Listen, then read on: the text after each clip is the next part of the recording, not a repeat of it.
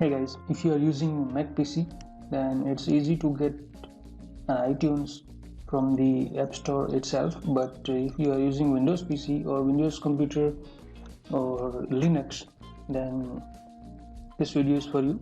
In this video, I'm going to show you where to download iTunes for a Windows PC as well as a Linux OS. So just follow these steps. Open the browser. In the browser, search iTunes download and hit enter. Here you will get the link from the App Store. Just open this link.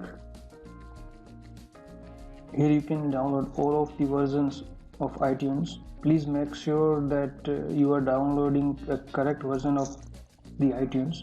For example, 32-bit or 64-bit. In my case, I'm downloading 64-bit version. So just click on download button. So here you can see the exe file is downloading. Let me skip this part. You can also download OS as well, but for that you have to log in into the Apple site and connect your desirable device. I think it's downloaded. Just click on it. It will extract the exe file, and let me just minimize this Chrome window. Just click on next button.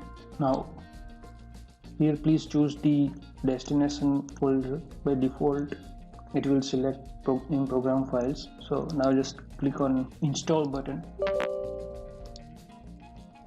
and it will install in the iTunes.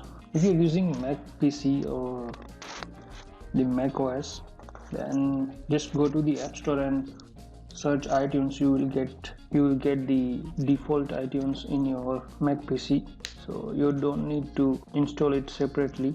But in some case you are using Macintosh, like the hardware is from third parties, and if you don't know what is Macintosh, then I will make a video on it and upload to my channel, so please do subscribe. It may take some time to installation process, so be patient.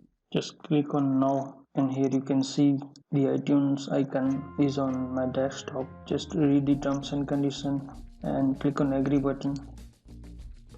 Your version is arrived and it will show pop-up. For now I'm not going to update.